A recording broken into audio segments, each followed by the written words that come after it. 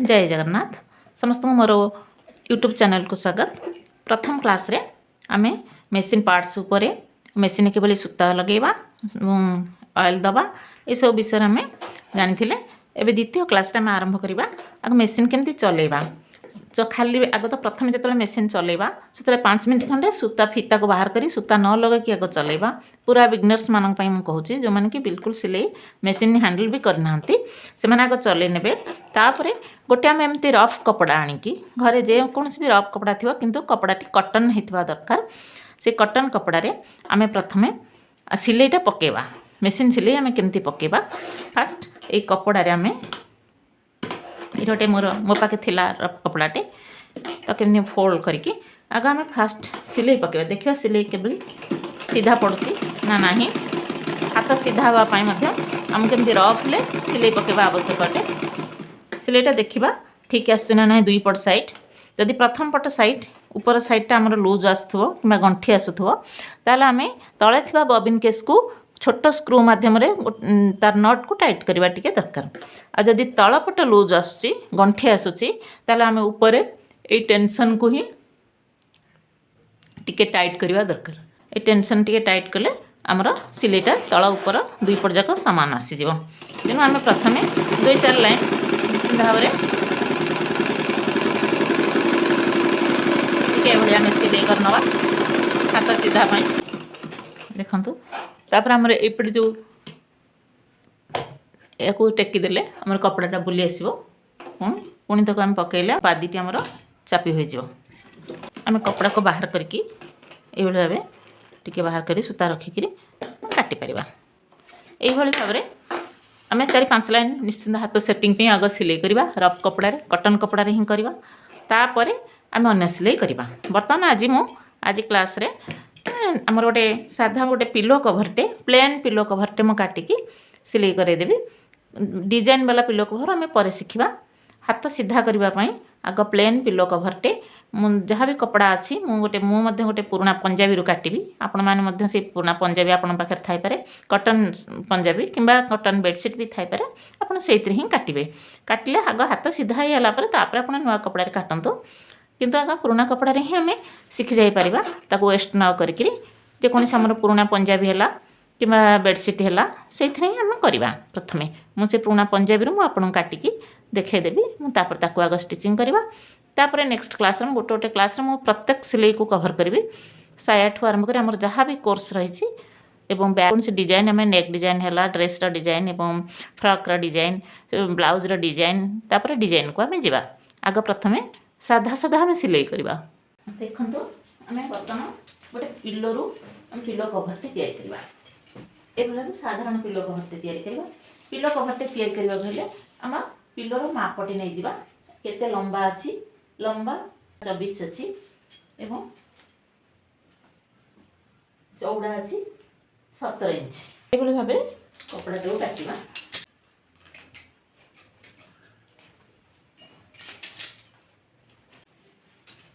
मापी दबा में मेजरमेंट ठीक है। तो आमर लंबा जो 24 इंच अच्छी आम 3 इंच प्लस कर काटिबा 27 इंच एवं चौड़ा जो बाहर गला पुना पंजाबी आम तर मेजरमेंट नहीं जावा। मेजरमेंट होची लंबा रे आम 3 इंच प्लस करवा 27 इंच नवा लंबा 27 इंच आम ये गार पकई काटी नवा कपड़ा को।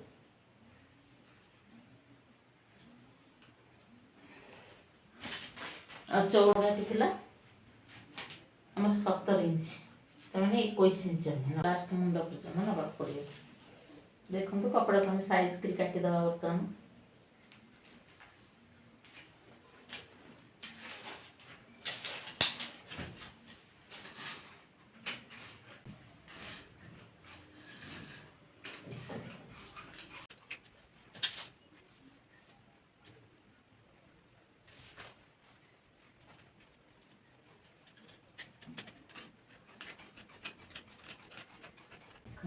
बर्तमान आम पिलो कभर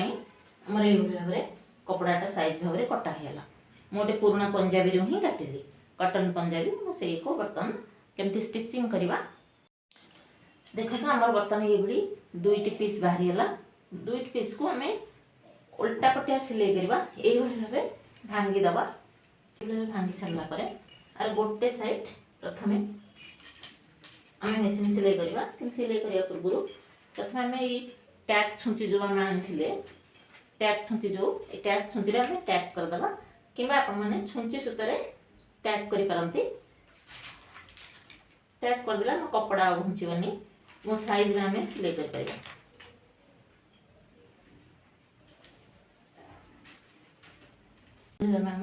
बर्तमान गोटे साइड टैग करदे आम टैग करके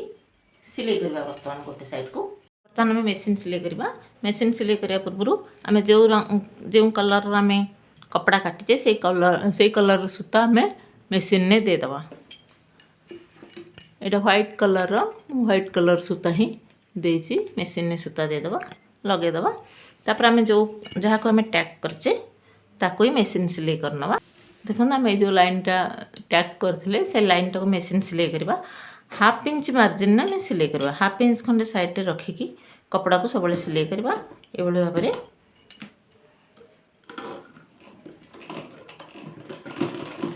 सिलाई कला बेलू ये भाव गोटे हाथ आमर साइज करने रहा गोटे हाथ आम एमती बैक साइड ऊपर रखा कपड़ाटा टाणवाई आम जो टैग करचे छुंची गुड़ाक मझे मझे बाहर कर नवा सिलाई कला बेलू आम ठीक पादीर ये जो पादीर मिडिल पॉइंट को आम नजर रखा पादीटी जोटी छुंचीटी गलुची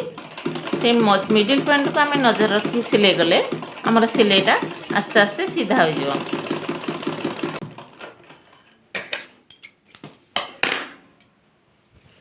बर्तमान आमर दुईट जाक कपड़ा जॉइंट होगला जॉइंट है मैंने गोटे साइड वन साइड कौन करवा ऊपर साइड रो गोटे साइड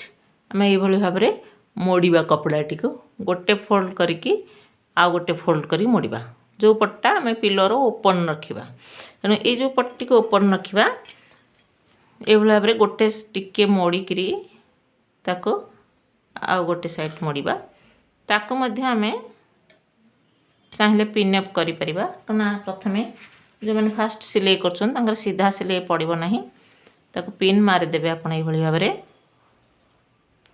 नचे छुंची सूतार टे सिलाई करेंगे बड़ टैग दे ताको तापरे मेसीन मार नवा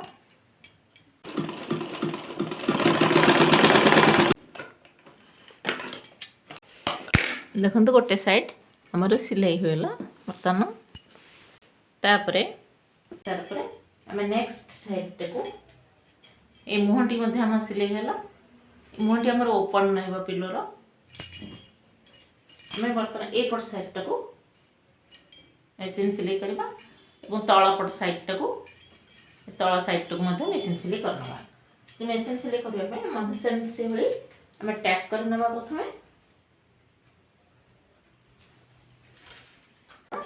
तापर आम एपट साइड टा तल साइड टा मेसीन मार ना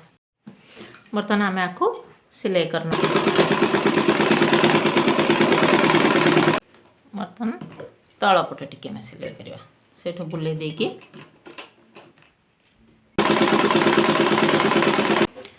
बर्तमान आम पिलोटीर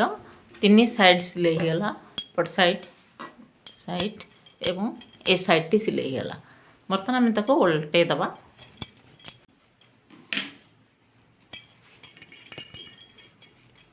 बहुत साइज होगा ना आमको ये भाव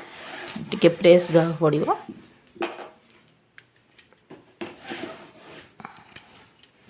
पिलोटी आमर देखु सिलाई जाई सारापर आमर 17 इंच थी आमर पिलोटी बर्तमान आमर सिलाई जाई सारापर 19 इंच अच्छी आ लंबा से भली आम नहीं आमर लंबाटी थिला 24 इंच बर्तमान सिलाई जाई सारापर अच्छी 26 इंच स्केल माध्यम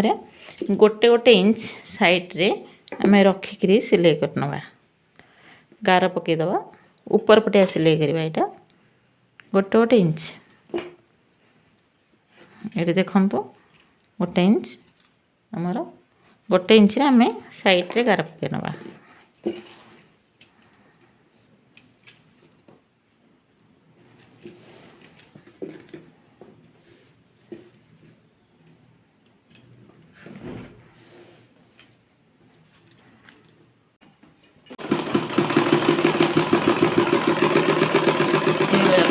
कार ऊपर कि मैं सिलाई करवा मेसीन सिलाई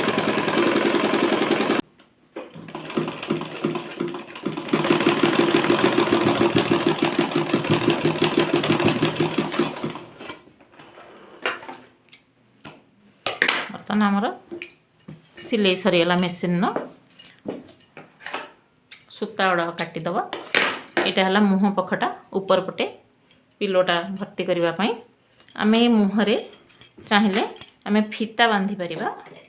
कि आम भेलक्रो आसुची आम भेलक्रो ये दे परिबा दीटा भेलक्रो आम दी साइड्रे दे परिबा कि आम फिता बांधि परिबा ये फिता गोटे कपड़ा मुझे काटिली 1 इंच 1 इंच 1.5 इंच मैंने बर्तमान फिता टी सिलाई करदेवी 2 पट साइड भांगिकी एपट साइड एमती भांगिकी आम फिता टी सिलाई करनवा डोरीटी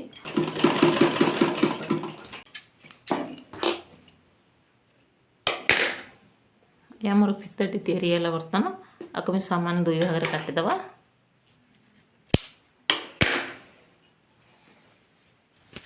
ये पिलोर मिडिल आम चिन्ह मारनवा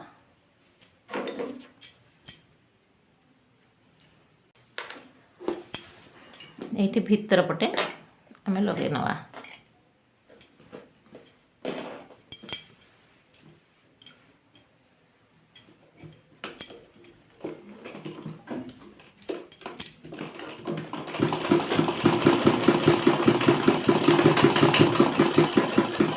ये 2-3 थर आम स्टिच करना